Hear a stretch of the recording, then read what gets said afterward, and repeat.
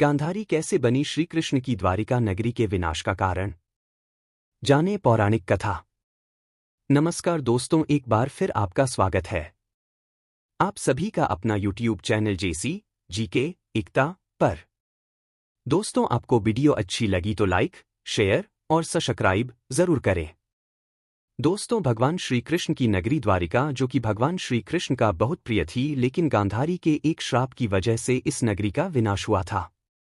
गांधारी कौरवों की माता थीं, जो महाभारत के युद्ध में मारे गए थे। आइए जानते हैं कि गांधारी के किस श्राप के कारण कृष्ण की नगरी द्वारिका का विनाश हुआ और साथ ही भगवान कृष्ण की मृत्यु हुई थी। महाभारत के प्रमुख पात्रों में से एक गांधारी को भी माना जाता है। गांधारी राजा धृतराष्ट्र की पत्नी और कौरवों की माता थीं।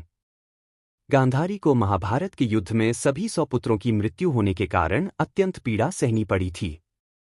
महाभारत के युद्ध में जहां कौरवों का साथ भीष्म पितामह और गुरु द्रोण जैसे अनुभवी योद्धा थे, दूसरी ओर पांडवों का साथ भगवान श्री कृष्ण ने दिया था। भगवान श्री कृष्ण के उपदेशों के अनुसार ही पांडवों ने महाभारत का युद्ध जीता और कौरवों की मृत्यु भी हुई।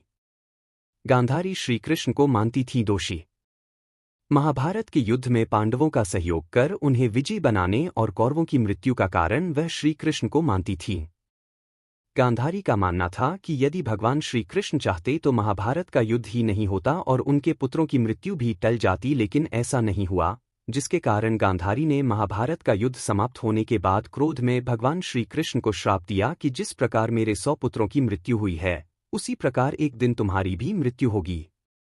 गांधारी के इस श्राप ने किया द्वारिका का सर्वनाश।